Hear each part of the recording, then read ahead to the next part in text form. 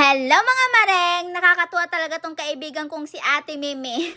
The best siya mareng. Dahil tignan niyo naman, nangingi ako sa kanya ng dahon ng malunggay. Pero hindi lang dahon ang binigay niya sa akin, pati puno ay binigay na rin. Kaya tuwang-tuwa ako mareng kasi may itatanim na akong malunggay dito sa likod ng mansyon. Nakita nga ako ni Garda, tinanong niya kung ano tong dala-dala ko. Ang sabi ko naman sa kanya, gulay. Ang sabi niya, ha? Hindi niya ata alam maring na nakakain tong malunggay. Si Garda mareng, purong chikwa, kaya tinanong ko sa kanya kung alam niya ang klaseng puno na to. Ang sabi niya, hindi daw niya alam. Kaya for the search ang Garda. Ako naman eto, busy-busy sa pagtatanggal ng mga dahon. Lahat ng dahon na to ay kukunin ko mareng. Dahil alam niyo ba, ang tagal ko nang hindi nakakain ng dahon ng malunggay. Kung tatanungin niyo pala kung saan kinuha ni Ate Mimi ito, hindi nila ito tanim. Tanim ito sa kapitbahay namin sa kabilang building. Matagal ko nang gustong humingi dito dahil araw-araw ko nadadaanan to kapag bibili ako ng pentang. Ang kaso naman mareng, paano ako hihingi? Hindi ko naman kilala yung mga nakatira dyan. Buti na lang itong si Ate Mimi, nakilala niya yung nakatira doon. May Pinay palang nakatira doon mareng. Kaya sinabihan ko si Ate Mimi na kapag nakita niya ulit yung Pinay, humingi siya ng dahon ng malunggay. At buti na lang mareng, hindi lang dahon yung binigay dahil pati tangkay binigay na rin.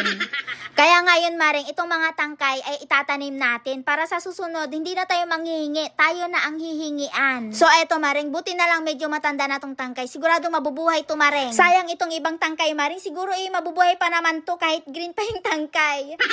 Maya-maya ay tinawag ako ni Garda, dala-dala niya itong dahon ng malunggay kasi iniwan ko to sa lamesa niya.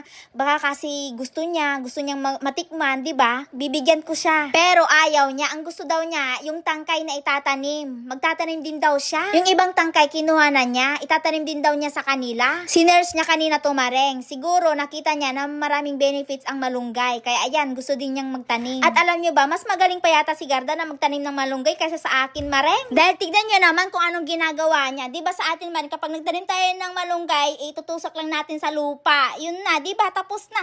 Eto si Garda, tignan niyo naman kung anong ginagawa niya. Diyan niya yata papaugatin. Paano yan magkakaroon ng maraming dahon mareng? At habang busy-busy si Garda na nag-aayos ng tangkay ng malunggay, ako naman eto busy-busy nagtatanggal din ng dahon. Nag-research na rin pala ako mareng kung paano mag-preserve ng dahon ng malunggay kasi nga hindi ko alam kung kailan pa ako magluluto nito. Mamaya ipapakita ko sa inyo kung anong gagawin ko dito para magtagal itong dahon ng malunggay. So eto na nga pala yung ginawa ni Garda. Diyos may marimar, kailan kaya ako makakaani ng dahon nito mga mareng?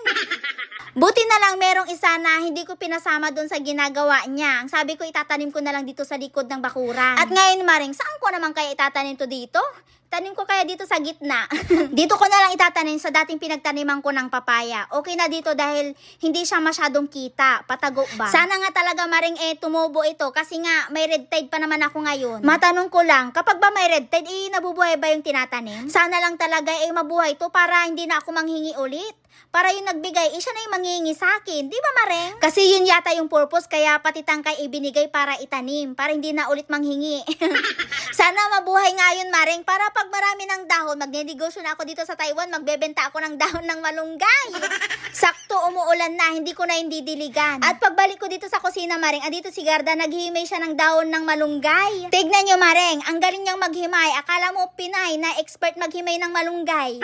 Ang sabi niya, tulungan na daw niya ako maghimay para mabilis matapos kasi daw mamaya-maya darating na daw yung maghahakot ng basura. Para daw masabay nang itapon itong pinaghimayan ng dahon ng malunggay. So eto na maring kung paano mag-preserve ng dahon ng malunggay. Ito ay napanood ko lamang kaya ganun din ang gagawin ko. Kumuha ako ng ziplock tapos ilalagay ko itong dahon ng malunggay. At saka ko naman ito lalagyan ng tubig. Tapos saka ko ito nilagay sa freezer. Bali dalawa yung nagawa ko maring, isang malaki at saka isang maliit. Okay ba tong ginawa ko mareng? Okay na to.